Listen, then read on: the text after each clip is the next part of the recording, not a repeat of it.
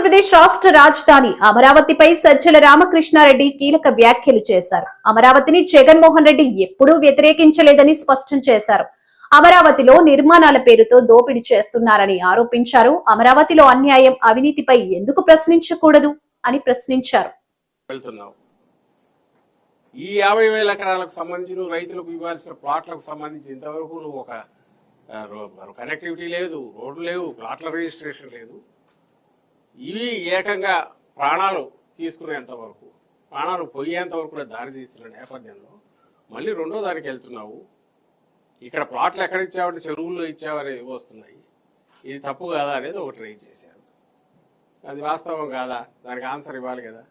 ఇంతవరకు ఏమైనా నువ్వు ప్లాట్లు రిజిస్టర్ చేసావా, లేదా ప్లాట్లకు సంబంధించి ఎవడైనా కొనే రకంగా ఉందా, ఎవరైనా స్పెక్యులేటర్ దాంట్లో ఎంటర్ అయితే కావాలి, లేదా దాన్ని ఏమంటారు స్టాక్ మార్కెట్లో కదా ప్రైసెస్ బాగున్నాయని చెప్పడానికి వీళ్ళే ఇంటర్నల్గా 4-5 ప్లాట్లు తీసుకొని చేస్తే చేయాలి తప్ప ఎవరైనా కొనేట్టున్నారు. ఎందుకంటే దానికి దారులు లేవు, ఒక క్లియర్ కట్ ఇవి లేవు. వాడి ప్లాట్లకి వాళ్ళు పోలేరు, మార్కెట్ చేసుకోలేరు, అమ్ముకోలేరు. ఇది రైతులు రోజు గొడవ పెడుతున్నది. నువ్వు అతి వెళ్ళకుండా రెండో దానికి పోతున్నావు.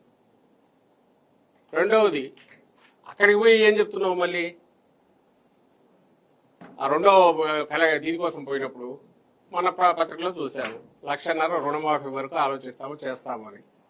అసలు సాధ్యమా, ఎట్లా చేయగలరు? ఇది భ్రమలో పెట్టడమే కదా. ముందు వీళ్ళ సంగతి తేల్చవా అంటే దానికి తిడుతున్నారు. అలాగే అక్కడికి సంబంధించినంత వరకు కరప్షను క్లియర్గా కనపడుతుంది.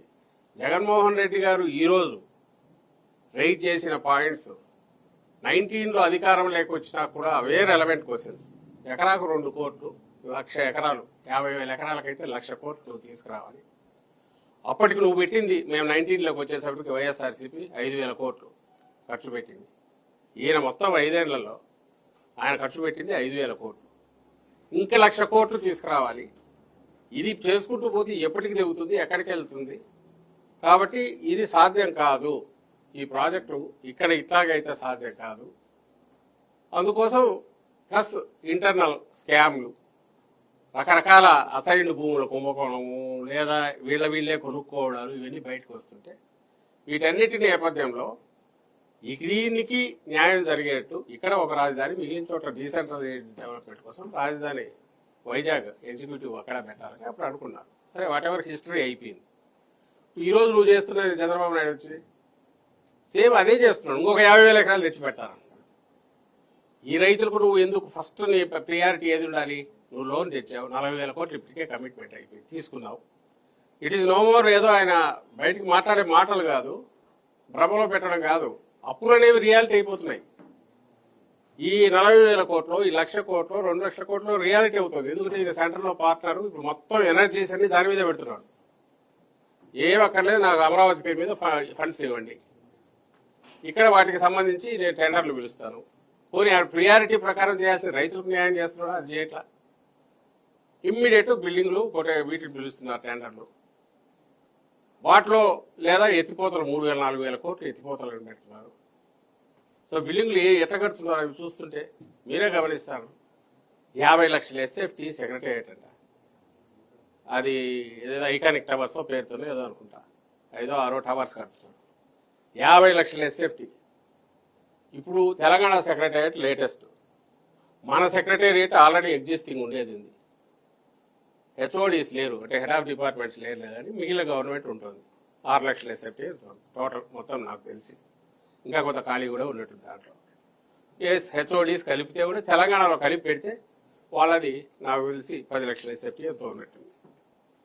మరి 50 లక్షల ఎస్ఎఫ్టీ ఒక స్టేట్ గవర్నమెంట్కి సెక్రటేరియట్, 50 లక్షల ఎస్ఎఫ్టీ అంటే ఇది లార్జర్ కాంట్రాక్ట్ పెద్దది అయితే దాని ఎస్ఎఫ్టీ రేట్ ఎంత? 10,000-11,000 పే చేసేది. ఎక్కడైనా ప్రపంచంలో ఆ రేట్లు ఉన్నాయా?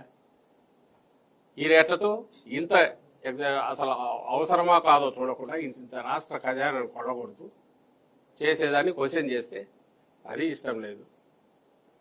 అసెంబ్లీ ఇప్పుడు మనకు పార్లమెంట్, కొత్త పార్లమెంటు నాకు తెలిసి 7 లక్షల ఎస్ఎఫ్టీ ఎంతో అన్నారు, 11 లక్షల ఎస్ఎఫ్టీ కడతారంటున్నాడు. అక్కడ 1000 మందో రేపు పెరిగిన దాన్ని కూడా లెక్కలేసుకుని 1,200-1,300 మందికో ప్లస్ దేశ భద్రతను అంతా దృష్టిలో పెట్టుకొని అన్ని రకాలుగా చేసిన అంగులతో చేస్తే అవసరమైంది మొత్తం దేశానికే ప్రత్యేకంగా ఉండేది ఆ పార్లమెంట్ కాబట్టి నీకు అది 7 లక్షల సేఫ్టీ అయితే ఇక్కడ 11 లక్షల సేఫ్టీ, ఇంకా హైకోర్టు 22 లక్షల సేఫ్టీ. అసలు అది అంటే పెద్ద ప్రాజెక్టు పేరు చెప్తే ఎక్కువ దీంతో పిలవచ్చు, ఎక్కువ పే చేయొచ్చు, మొబిలైజేషన్ అడ్వాన్స్ ఇవ్వడము, దాంట్లో వచ్చి తీసుకోవడం. 30,000 కోట్లు అయిపోతాయి, 40,000 కోట్లు అయిపోతాయి. ఎత్తిపోతల పేరుతో 3-4 కోట్లతో రిజర్వాయర్లు ఇవి కడుతున్నారు. ఇది ఎక్కడికి దారి తీస్తుంది, ఎక్కడికి పోతుందో తెలియట్లా. అన్నిటికంటే ముఖ్యంగా మళ్ళీ ఫార్మర్స్ ఇష్యూనే వస్తుంది. స్టేక్ హోల్డర్స్, ప్రధాన స్టేక్ హోల్డర్స్ రైతుల దగ్గర భూములు తీసుకొని టాప్ ప్రియారిటీ వాళ్లకు ప్లాట్లు చేసి ఇవ్వాల్సిన దాన్ని నువ్వు చేయలేదు. ఇది క్వశ్చన్ రైజ్ చేసింది. దాని మీద వాళ్ళు రియాక్ట్ అయిన